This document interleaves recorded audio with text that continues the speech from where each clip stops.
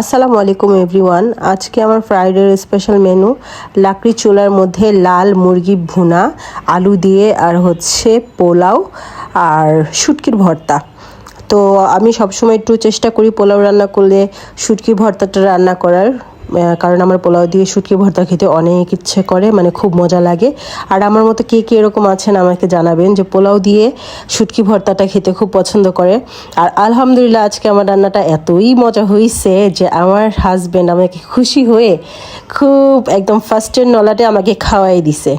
তো এখানে আমি নিয়েছি হচ্ছে লাল যে বড় মুরগগুলো হয় না, যে অনেক শক্ত চামড়া হয়, চামড়াগুলো একদম কচকচ করে, ওই মুরগিটা আমার বেশ 2-3 দিন ধরে খেতে ইচ্ছে করছিল।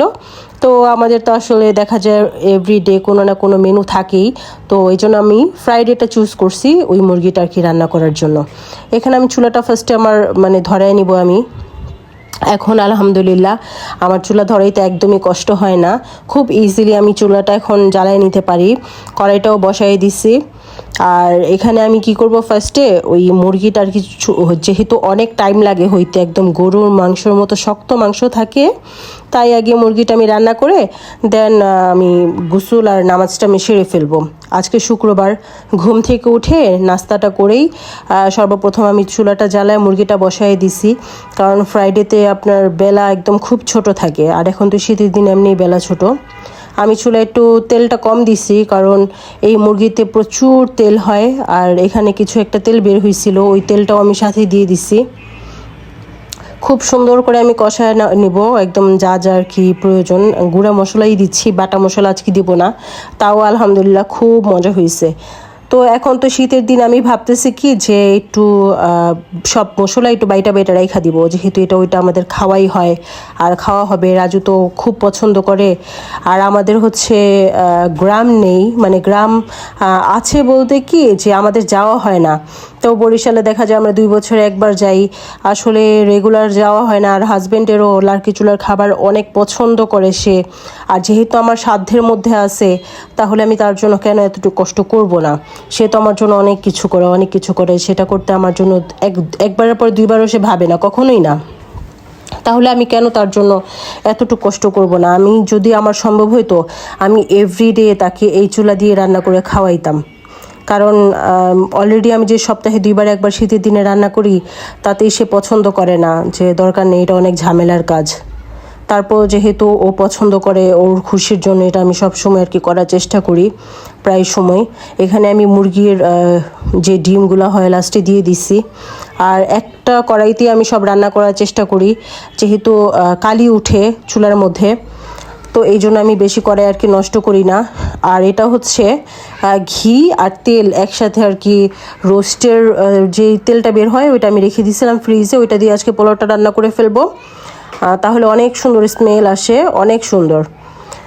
আর এখানে আমি পোলাওটা রান্না করে নিচ্ছিলাম, এর মধ্যে আমি আপনার মুরগিটা বসাই দিয়ে অলরেডি নামাজ আর গোসলটা আমি সেরে আসছি।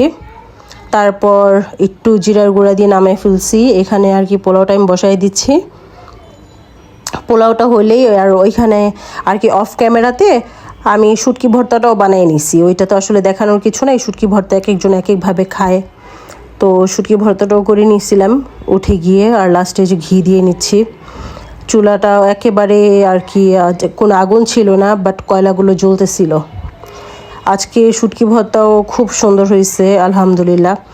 আর এই যে দেখেন পোলাওটা এত সুন্দর ঝরঝরা হয়েছে, মানে অন্য টাইমে আর কি পোলাও যেরকম হয় লাকড়ি চুলার মধ্যে, তো পোলাও রান্নাটা একটু ডিফিকাল্ট আমার জন্য, কারণ দেখা যাবে যে আমি তো কখনোই শহরের মেয়ে, আমার কাছে এতটা ইজি না। তো এই হিসেবে ঝরঝরা হয়েছে, এই জন্য আর কি ভালো লাগতেছে, খুশি খুশি লাগতেছে। এখানে আমি সালাডটা আর কি মাখাই নিলাম সুন্দর করে। এখন খাওয়া দাওয়ার পালা। আর বোরহানি নামাই নিছি, খুব সুন্দর ঠান্ডা বোরহানি ছিল, খুব পারফেক্ট একটা ঠান্ডা ছিল। তো এই যে আমার জামাই, আমার স্যার আর কি, তার কাছ থেকে আমি সেই 17 সাল থেকে আমি তার কাছ থেকে আজও পর্যন্ত অনেক কিছু শিখতেছি, তাই সে আমার অনেক বড় একজন স্যার।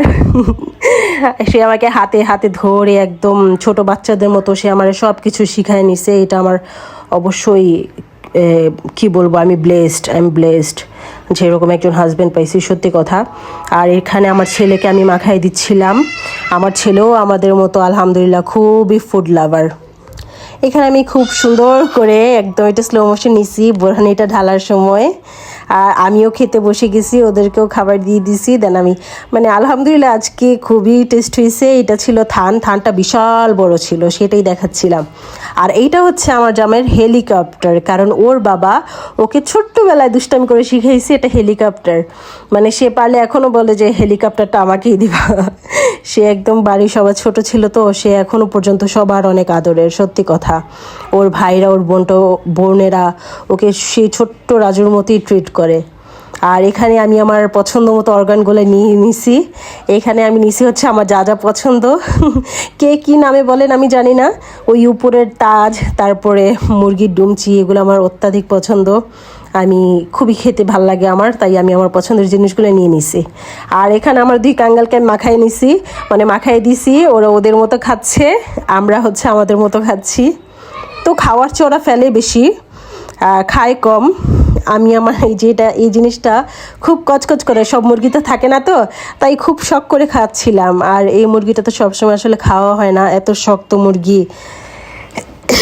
সরি, আমার একটু ঠান্ডা লাগছে, কেউ কিছু মনে করবেন না। তো আজকের ভিডিওটা এই পর্যন্তই। যারা আমার ভিডিও সবসময় দেখেন কিন্তু লাইক করেন না, প্লিজ একটা লাইক করে দিবেন।